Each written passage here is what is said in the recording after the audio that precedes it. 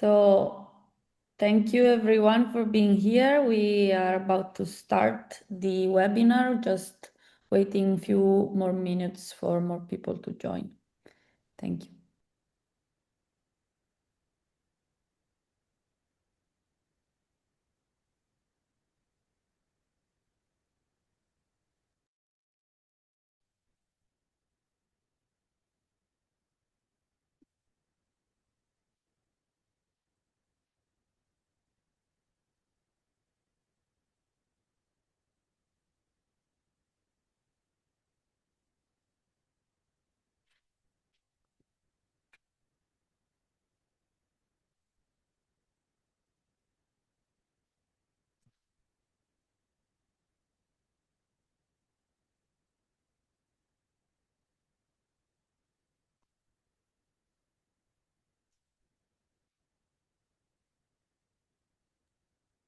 I think we can. Maybe we wait a bit more. Yes, we can wait maybe another minute. 2 or 3 minutes is the minimum. In Italy, we say 15 minutes academic time, but we cannot go so far. Yeah.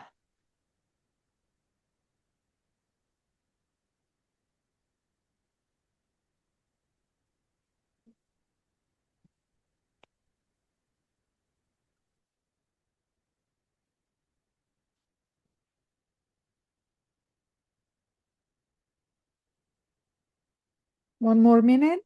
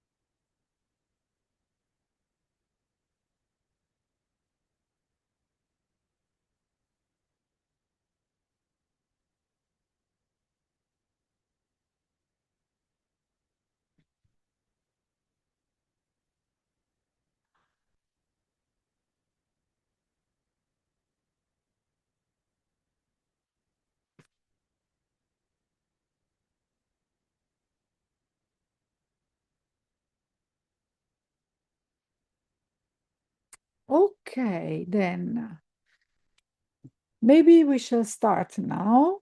Hi, everybody. Thank you for coming to our coastal resilience talks. These are joint webinars among the Decade Collaborative Center for Coastal Resilience, CMCC Deltares. We are part of the initiatives of the UN Decade of Ocean Science, 2021-2030 is the decade that we should use to change the science that we have done up to now and go toward the science we need for solutions we now developed concept of. Community resilience is one of the Ocean Decade challenges, and the outcomes are listed here, and coastal resilience is part of a safe and productive, sustainable ocean. Thank you. Our Partner and Alliance Network is composed of now 4 entities. It is the DCC, the Decade Collaborative Center, Deltares from the Netherlands, Heron from Germany, and CMCC from Italy. And we pushed together our efforts and our resources to be efficient and rapid in the development. You can find our channels in the email, in the website.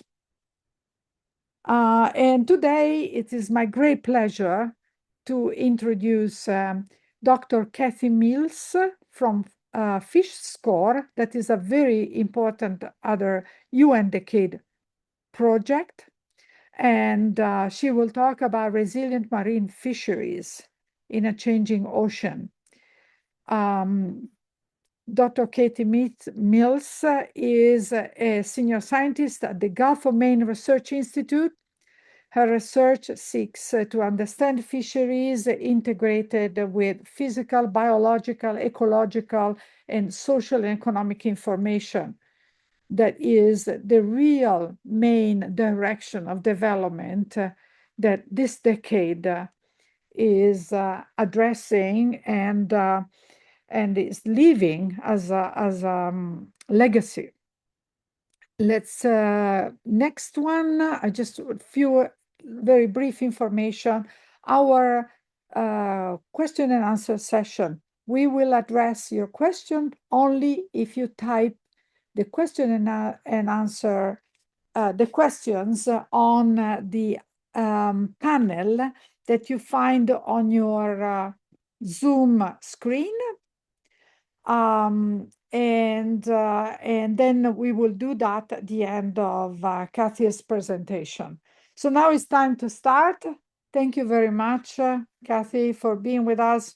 We're listening. Thank you. All right. Well, thank you very much for having me here today. Let me start by figuring out how to share my screen with you.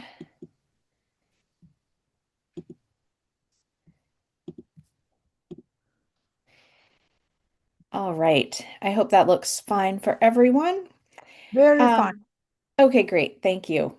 So I'm Kathy Mills. I'm a scientist at the Gulf of Maine Research Institute in Portland, Maine, but I'm here today really representing the FishSCORE Ocean Decade Programme. And FishSCORE stands for Fisheries Strategies for Changing Oceans and Resilient Ecosystems by 2030. And I'm also representing the core team that leads FishSCORE, which includes Kristen Kleisner from the Environmental Defense Fund, which is who's the co-lead with me, as well as Claire Interline from GMRI and Jacob Urich from EDF, who are both instrumental to the central leadership and coordination of our program. So FishSCORE is motivated because I think we all recognize that fisheries are now operating within an ocean that is dynamic and changing. It's always been dynamic, but some of the directional changes and extreme events that are occurring in the oceans now are causing challenges and creating situations that weren't part of what was baked into how we manage fisheries. And it's becoming harder and harder to achieve our goals for marine fisheries as these changes occur, whether that be warming ocean temperatures, declining sea ice, rising sea levels, which can affect coastal habitats and infrastructure that support fisheries, or increasing frequency of storms and other events. Let's see how to advance my slides. All right. And we know that these changes are happening across our oceans, but the impacts are not always evenly distributed. In fact, when we think about fisheries, we see many of the losses of species as species shift their distribution or change their productivity. Many of those changes are being felt mostly in our tropical regions as species might move out or become no longer as productive in that region.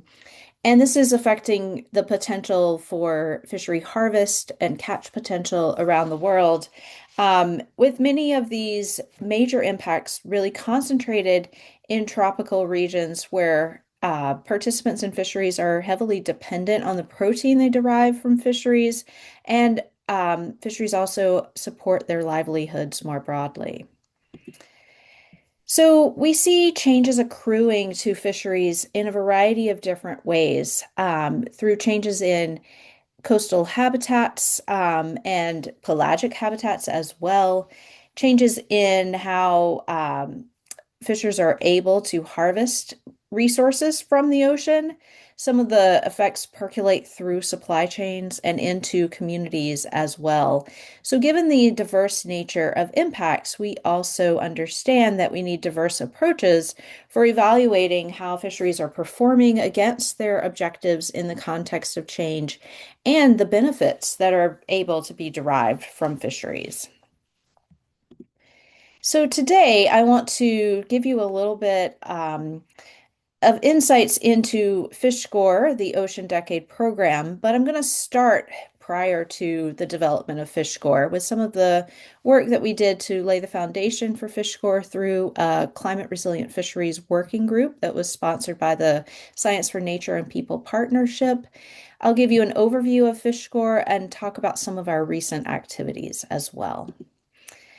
So to start with, FishSCORE really focuses on climate resilient fisheries, and a core first question is, what is climate resilience?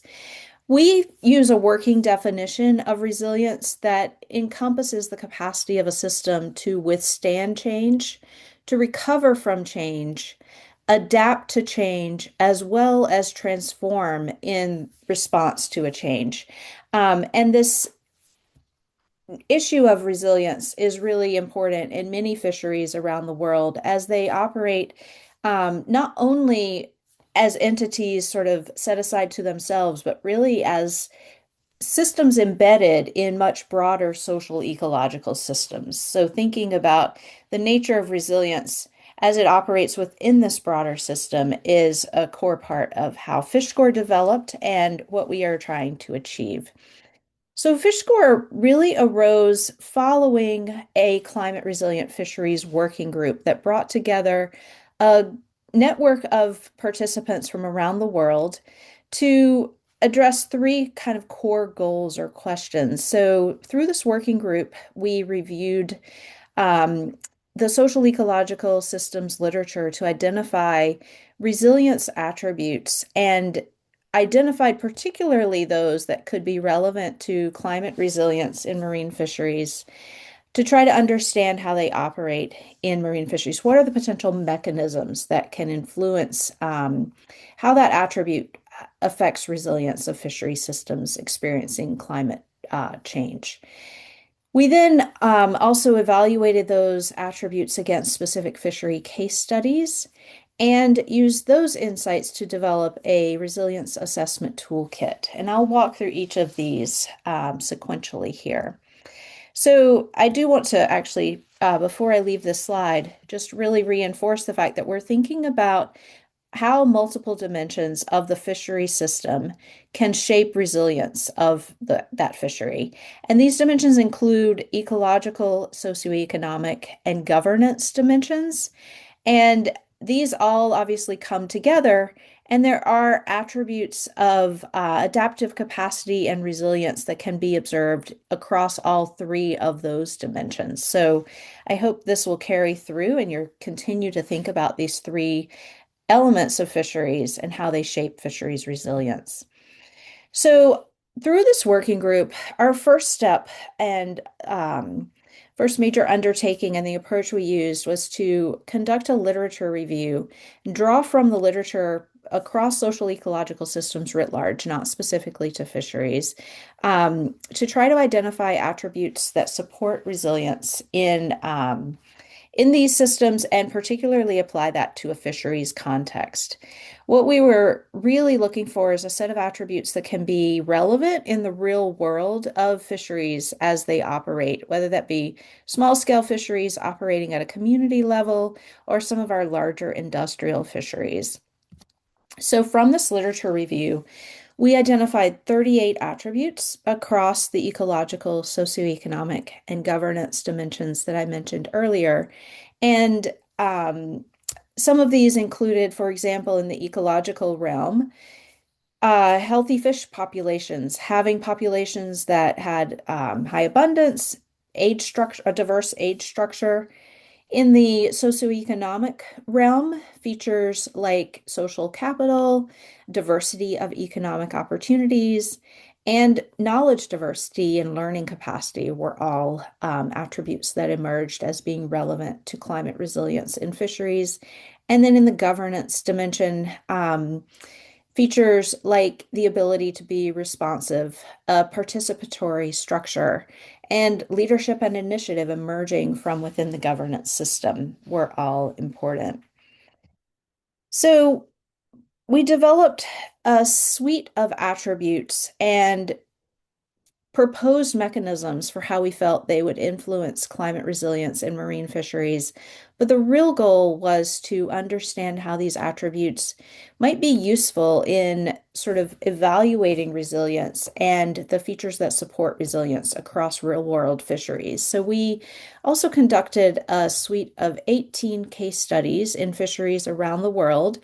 And these fisheries span from very small scale to highly industrial fisheries, and from single species fisheries to multi-species fisheries operating in a range of different contexts.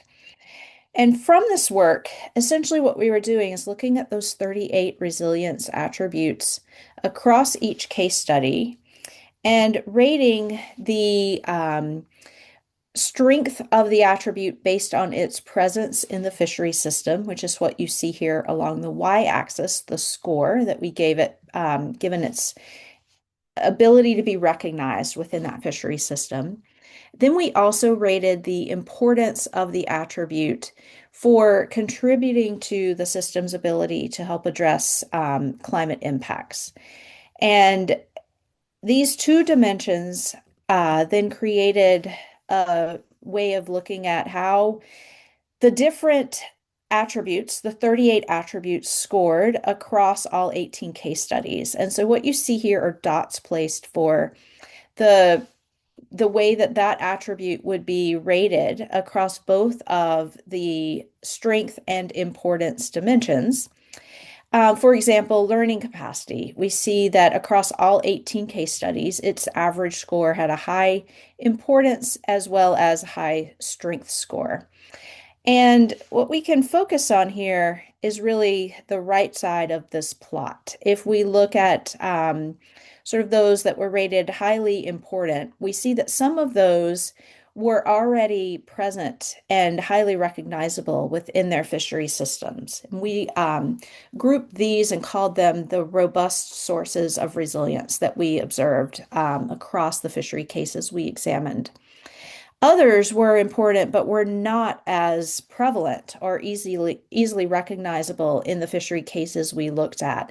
And we identified these as priority areas that may need further attention. And you'll see some interesting, when you look specifically at the individual attributes showing up in each of those quadrats, you'll see things like social capital, place attachment, and learning capacity coming out as highly important and recognizable, but then other things that we may also commonly think of as contributing to resilience in fisheries like economic diversity, a diversity of opportunities, being recognized as important, but not showing up as being highly recognized in those specific cases. And so this gives us a way of looking across the cases to try to understand how the different attributes of resilience might be interacting with one another and what that might mean for avenues to support and enhance resilience in different fisheries. So across these three dimensions, we essentially had scores for each of the 18 case studies that we examined. And when we looked at these ratings in an aggregate manner, we used a cluster analysis to identify 5 different groups of fishery cases that can represent archetypes of fisheries in different ways. So we wanted to use these 5 different archetypes to guide stakeholders in fisheries to be able to recognize some of the features that enhance resilience and ways that they might think about supporting resilience in those fisheries, but also have this be a transferable framework that could be applied to other fisheries as well.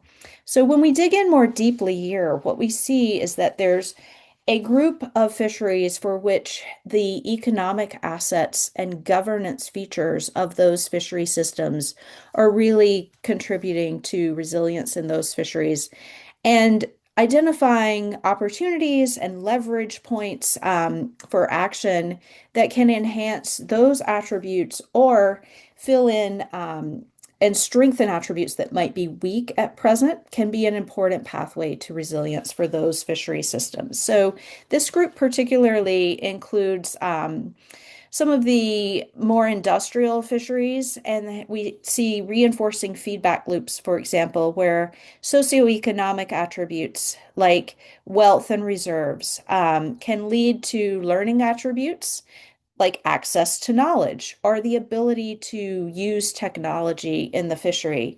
Those opportunities then reinforce further access to wealth, to learning, and to greater economic opportunity. This then intersects with innovation and options, governance, responsiveness, for example.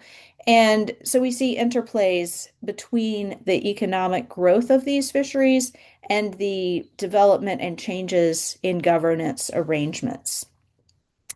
A second pathway to resilience that we saw in two of the archetypes of the fisheries we examined was one that emerged through healthy ecological assets and strong communities. So really focused on the ecological and socioeconomic characteristics of those fishery systems. In these cases, it was the intrinsic capacities of the fish species or the healthy ecosystems that enabled the socioeconomic assets to be enhanced and strengthened. So socioeconomic assets that represented flexibility in the system, or features like place attachment and having a resilience mindset could lead to strong social capital, and then also reinforce the ways the fishery was able to derive and create benefits from the resources that it was harvesting and sustaining, essentially sustaining for the social benefits to the community. So through this work and trying to bring this back to FishSCORE, we recognized that there is value to global perspectives and learning across many different types of fishery systems to understand multiple approaches and pathways that can enhance resilience to climate change. And this really motivated kind of the last step of work that we undertook through the Climate Resilient Fisheries Working Group and laid the foundation for FishSCORE as a longer term direction that we would take with this group and a much more expanded group since that time. So our last step was to really take some of the insights that we had gained from the literature and literature review and the case study development process to think about what is relevant within this that could be broadly used across fisheries to understand some of the hazards and risk they are facing and to identify approaches to help strengthen resilience in the context of the changes that they are experiencing. So we developed the Climate Resilient Fisheries Planning Tool. It includes 3 key phases, the first of which is to define a fishery system, including, specifying how you bound that system and what the long-term goals are, to assess the potential climate impacts and climate risk, and then evaluate the current status of different resilience attributes in that fishery system, and use that information to look ahead to really think about what resilience actions are needed in the fishery, what might help buffer some of the risk faced for different climate hazards, and to identify priority actions that can either be taken now or planned for over a longer horizon to enhance the resilience of that fishery. So we have released this planning tool and have supported its use in a variety of different fisheries around the world, including through the FishSCORE program. So coming out of 2021, we were wrapping up the SNAP Climate Resilient Fisheries Working Group, and the Ocean Decade program was, or the Ocean Decade itself was really taking off. So we recognized alignment of many of our interests with the Ocean Decade and its vision of creating the science we need for the ocean we want, and its mission of really focusing on science-based solutions that can support sustainable development and connect people in our oceans. And fisheries really are a place where people and oceans come together. So we proposed FishSCORE as an Ocean Decade action, and it was endorsed as a program that year. So FishSCORE was created with a goal of sustaining fisheries as a source of food and jobs while also protecting ocean ecosystems in the face of a changing climate. And we recognize that those are inextricably linked. FishSCORE has been structured in a variety of ways. So we encompass an international network, a large international network that was designed to develop and share information and tools and approaches that are being used across a variety of different fisheries.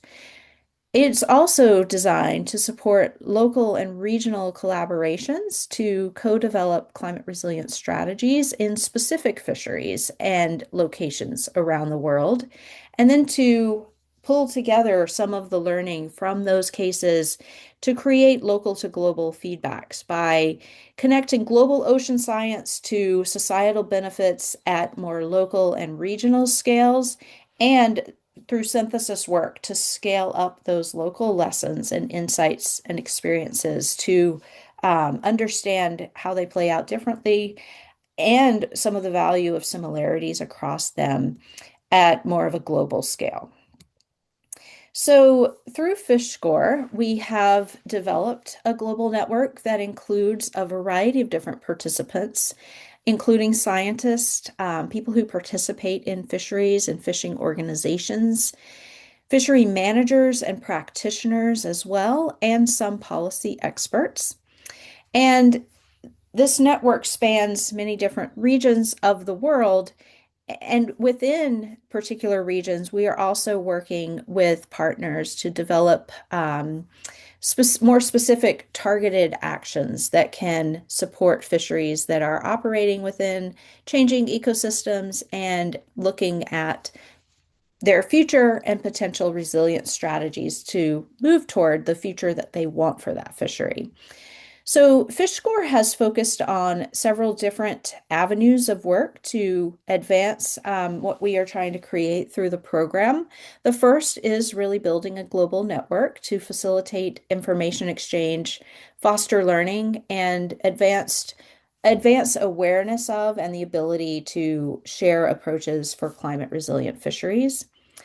We are supporting existing efforts in a variety of locations through projects that are formally endorsed through the Ocean Decade process, as well as some that are sort of more informal connections where they haven't gone through the Ocean Decade endorsement process, but there's real value to working together and learning from one another.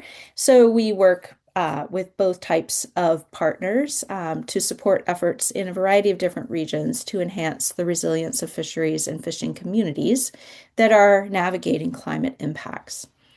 We continue to develop and apply information and tools for assessing climate impacts and resilience capacities, and then using insights from those experiences to improve the tools and resources available. And finally, we work to enhance the scientific foundation and implementation approaches that are needed for resilient marine ecosystems, fisheries, and equitable benefits derived from those. Our approach, as I mentioned, has been to build a global network and support existing efforts as a large focus of our program. Currently, our network includes more than 800 individuals from more than 85 countries around the world. We focus on collaborations with 14 projects that have been formally endorsed through the Ocean Decade process, and you'll see those highlighted here in the stars. But as I noted previously, we also work with a number of informal collaborators who are leading relevant and related projects that are not endorsed through the Ocean Decade. We lead a monthly webinar in collaboration with a variety of other Ocean Decade projects and programs called the Topics at the Nexus of Climate, Fisheries, and Blue Food. So this webinar series spans a variety of different topics, from the details of ocean modeling to much more social science, and, for example, how local seafood networks may be enhancing resilience of fishing communities to some of the changes that they are experiencing. So from, physical features to all the way through to people in a variety of different roles in fisheries systems, and from, very technical science to more focused on outreach and engagement approaches. So if you're interested in fisheries, this webinar may be of interest to you, and I will share the QR code later in the slides where you can join our mailing list to find out the topic of the month. And then finally, we are standing up and have stood up 3 working groups that are focused on several different topics related to different aspects of fishery management and information provision and support for resilient approaches in fishery decision processes. One focuses on operationalizing climate resilient strategies within sort of more structured management and policy context.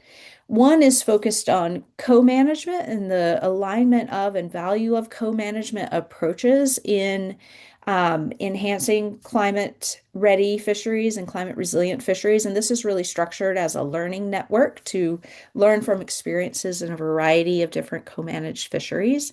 And then finally, a working group that is pulling together information about tools that are currently available and how they're being used in fishery management settings, including wild harvest fisheries and aquaculture. Our approach is really to center co-development of knowledge and strategies.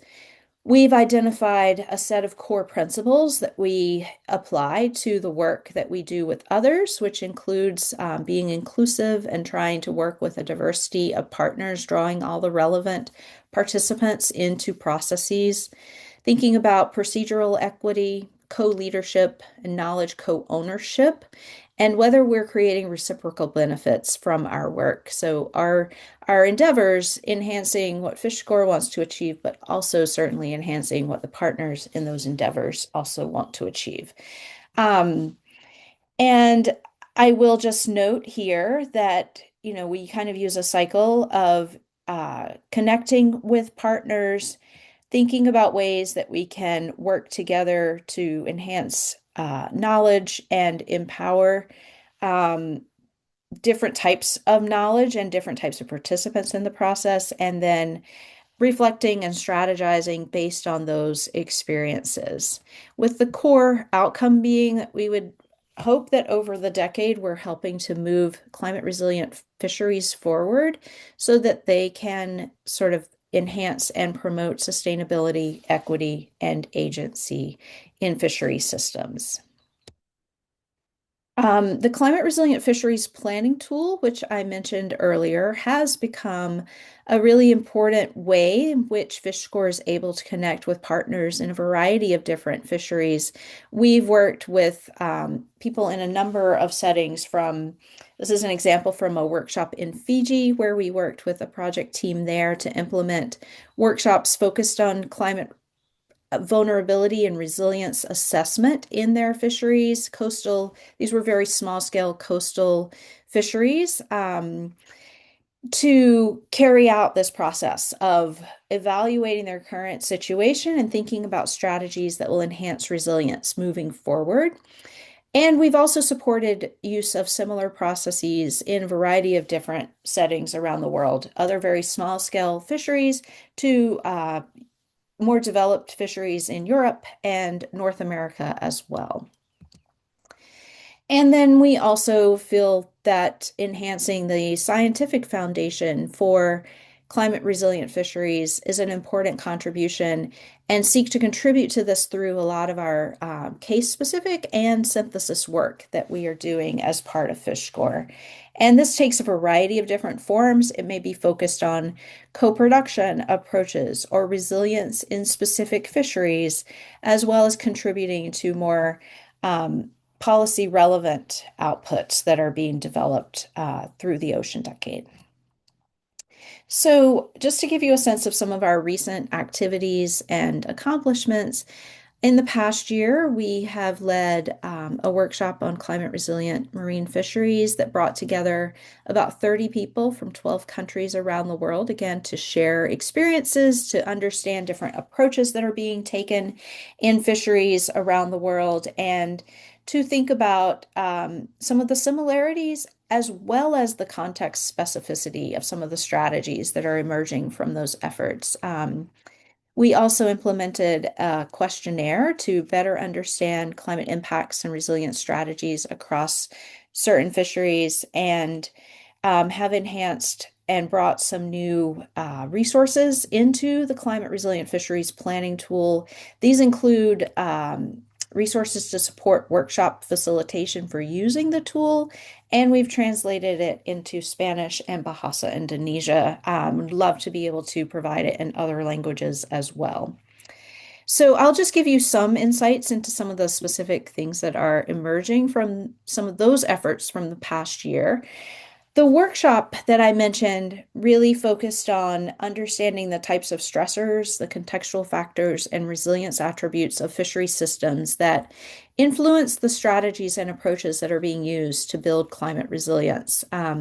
So the participants in the workshop were all leading a variety of projects that have pursued climate resilience planning through several different approaches.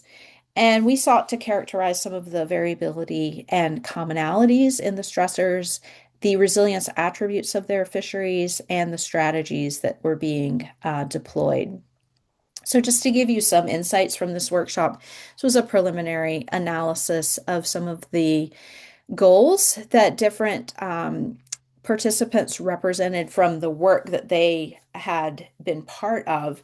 The goals of those efforts essentially were quite diverse, from trying to improve and adapt management frameworks, influencing policy and governance structures, strengthening local and community resilience, and just fundamentally understanding and assessing climate risk in their fisheries. And one of the other elements I wanted to focus on here was the nature of co-development in these different examples that came through experiences shared in the workshop. What I found really striking is that more than half of the examples that we were hearing about in the workshop were fully co-developed with local partners. Many of them were participatory and closely involved local partners, but may not have been fully co-developed from the outset with them. And so I think that those two categories combined really showcase the nature of an importance of co-development of work between scientists, managers, and local participants in fisheries as an avenue toward success for resilience in the long term. The questionnaire that we deployed last year really focused on, well, there were several different themes, but I'll highlight here the kind of core theme of understanding how marine fisheries are experiencing and responding to impacts of climate change. So we included in this questionnaire questions to try to understand the types and nature of climate impacts on marine fisheries, characteristics of those fisheries and responses that they are taking that support climate resilience, and the types of information they're using in fishery decisions and how that information is being brought into the process. So just to give you a sense of some of the responses from the questionnaire, first to showcase the sectors that are represented in responses to this questionnaire, you'll see that we had many responses from small-scale fisheries, but also commercial fisheries and industrial fisheries were well represented as well, and artisanal fisheries. So really spanning the entire range of very small scale fisheries for local use all the way up to some large industrial fisheries. They were experiencing a variety of stressors within their fishery systems, not just climate change. Overfishing and habitat degradation definitely dominated some of the non-climate stressors that were identified in these case studies. And then also, when we look at the climate hazards that they were concerned about, you'll see warming ocean temperatures really dominating this concern, also combined with increasing occurrence of marine heat waves, and then a variety of other factors like ocean acidification, more intense storms, deoxygenation, kind of coming in as well. So I hope that gives you a bit of an understanding of the FishSCORE Ocean Decade Program and some of our recent activities, as well as ongoing activities. And just to recap, I would invite you can click on the QR code or come to our website to sign up for information that is shared with our very broad global network. This will include periodic updates, not very frequent, but I think quarterly we try to send out a newsletter, as well as information on our monthly webinars and working groups and other discussion forum opportunities that we'll be facilitating. As I noted, you will receive information on the monthly webinars, and through the newsletters, we really try to highlight specific projects and resources that we're aware of that others might be interested in. And then we are continuing to work with a variety of different projects. And if you have a project that you are pursuing related to climate resilience in marine fisheries, we'd love to be aware of it. And if there are ways that we can support that work that aligns with other things we may be doing, we'd be happy to discuss that further.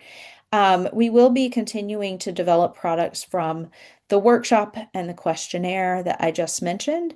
And as I noted earlier, we have launched 3 working groups, one on co-management, one on policy and management in more structured management systems or more hierarchical management systems, and then a global toolkit development working group. And so if you have interest in any of those topics, I'd be happy to hear from you and to connect you with the folks who are leading those working groups and tell you more about what they are actually doing. So I will leave it with that. I want to acknowledge support from the SNAP Science for Nature and People partnership that really supported the working group that led to FishSCORE and many of the approaches we're using in FishSCORE, as well as from the Linfest Ocean Program for many of our activities that I described in the past year. And I'd be happy to take questions now and encourage you to reach out through our website or otherwise later if we don't get to your questions today. Thank you. Thank you so much, Kathy. Very interesting, as usual. Sorry if I said FishSCORE was a project. It is a program, in fact. And you can see it from the ambition of the program that this is going to be one lasting after the decade, that because we needed that kind of program to be set. So we have few questions in the question and answers. So let me read it off to you. Unfortunately, it's anonymous. I don't know where it's from, but somebody is asking, who are the intended end users of the CRF planning tool? Has it been used by governments for national fisheries adaptation planning? Yeah, good question. So we have not worked with governments at a national level that I'm aware of. We are not aware of all the uses of the planning tool. I will just start with that.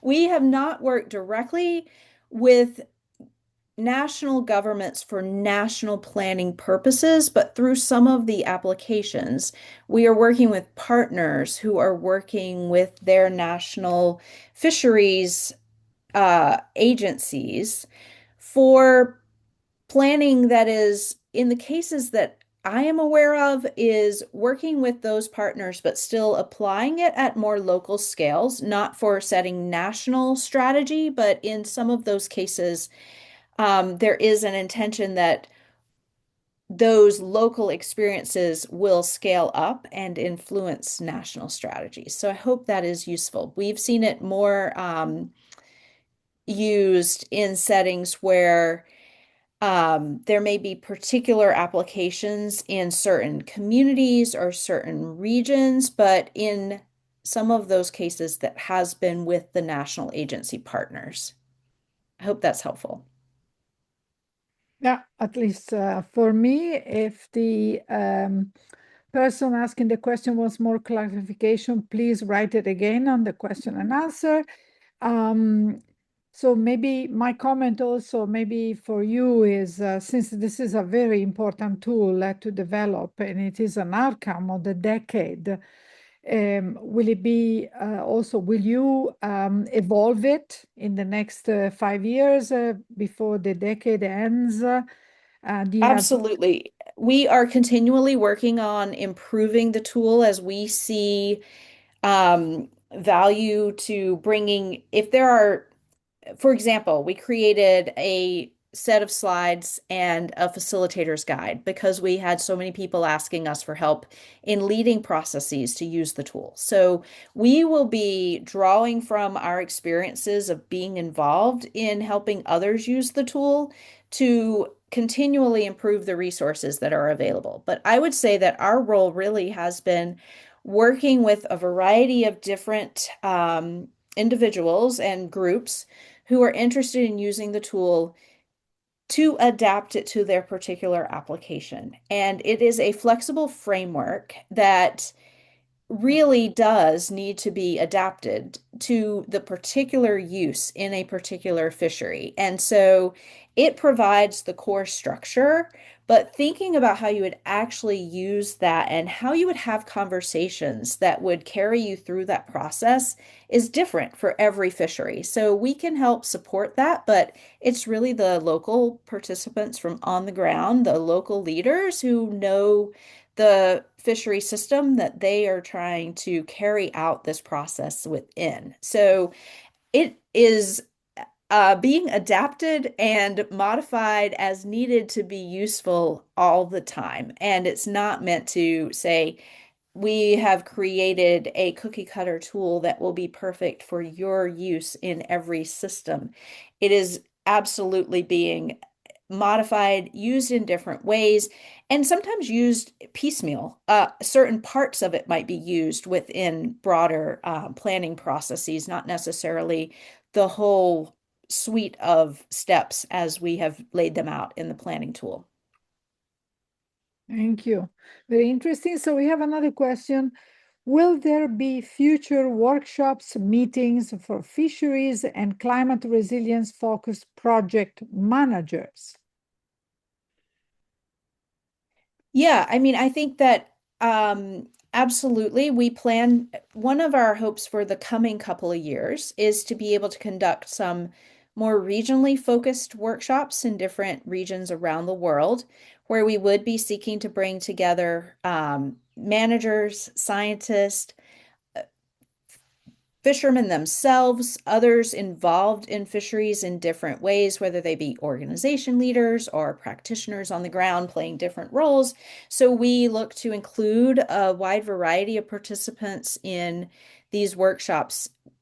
We recognize that it's often easier to get people to workshops at existing conferences and other venues like that, but that doesn't necessarily create opportunities for example, having fishers themselves, harvesters themselves come to those meetings is not as easy and as accessible as getting a bunch of scientists to those meetings. And so we will be considering, a mix of opportunities that might be adding a workshop into some existing meetings, but also having some standalone workshops. We're working on funding for this right now.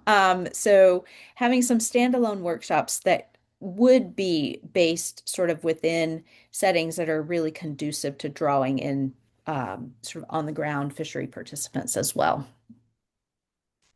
And I would encourage you to, sign up to join the network to get information from us about upcoming events. And also, please feel free to reach out specifically and let us know of your interest, and we can be aware of that as we develop future activities too. Very nice. Thank you. There is Nadia Izikova that asks you, thank you for very informative presentation. Do you cooperate with any conservation NGOs or scientists? Oh, absolutely. I mean, the co-lead on this is Environmental Defense Fund, so that is an NGO. Um, I I don't know. Some people would consider them an ENGO, and they also work on very practical solutions to many conservation challenges. And we have a number of participants from other NGOs and conservation groups within the network, and many scientists in the network. And, I would say scientists probably dominate the network, but we are really, there are a number of managers that are also routinely joining our events. And we really work to try to cultivate a broad suite of participants. And I would say, for example, some of the working groups provide opportunities, for example, the co-management working group to bring, for example, Fisher's voices right into those conversations and into that group as well. So it takes a variety of different forms, but absolutely those types of participants are involved. Thank you again. So Giovanni Coppini is asking, I would be interested to understand how we could reinforce the use of ocean circulation, waves simulations, ecosystem models, hindcast and climate scenarios, and satellite data in the management planning tool. Mm-hmm. Would be possible to collaborate with Cost Predict to understand if these products will be of interest for you?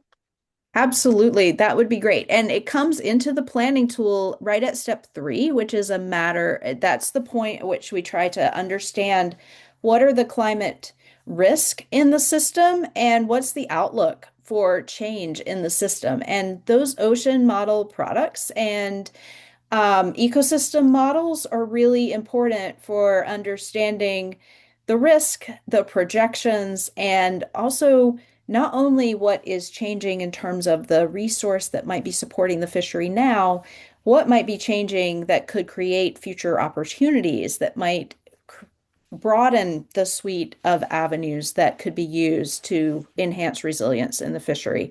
So those definitely fit into the planning process. And, depending on the application, sometimes in applying the planning tool, some groups are drawing on local knowledge for that in the insights into what has changed, what is changing, what do they expect for the future. But in other regions, absolutely, people are drawing on ocean models as a basis for those projections. And I think it's increasingly important that we be able to downscale that information and make it relevant at local scales, which I know groups like Coast Predict and Supreme are really working on, and a number of other groups around the world.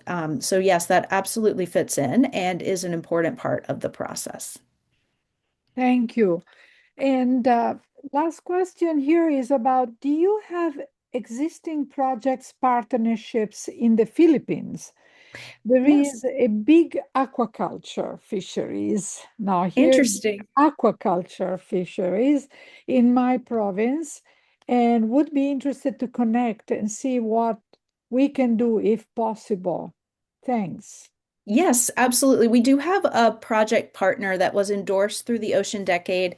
It's called Daluhe, and it's focused on collaborative coastal management and enhancing capacity for coastal resource management. It's not specifically focused on aquaculture, but I do believe it would encompass aquaculture within that sort of coastal management umbrella.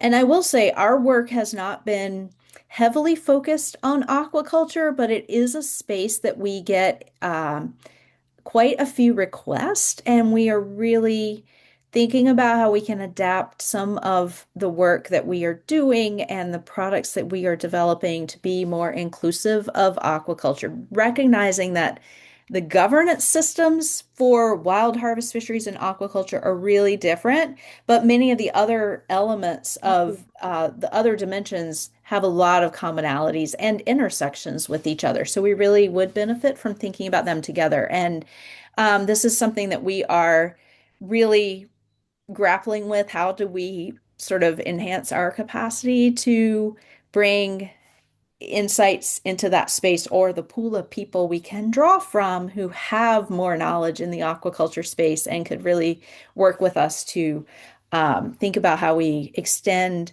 the fisheries resilience conversation to be more deliberately inclusive of aquaculture. So I'd love to hear from you and talk later if that is an area of interest. Yes, please, Kathy, get the mariculture and aquaculture in Europe is a big trend that we now try to combine the two experiences because, as you are saying, governance may be different, but some of the key issues are the same. Absolutely. And so, yeah, that would be really useful. And now I have another question by Giovanni Coppini. Sorry, I did not get if you are already cooperating with the Fishery Voluntary Observing Network. This is the Fishery Observing Network for observing temperature, salinity, and other quantities with fish nets. Oh, So yeah. have you heard of that group?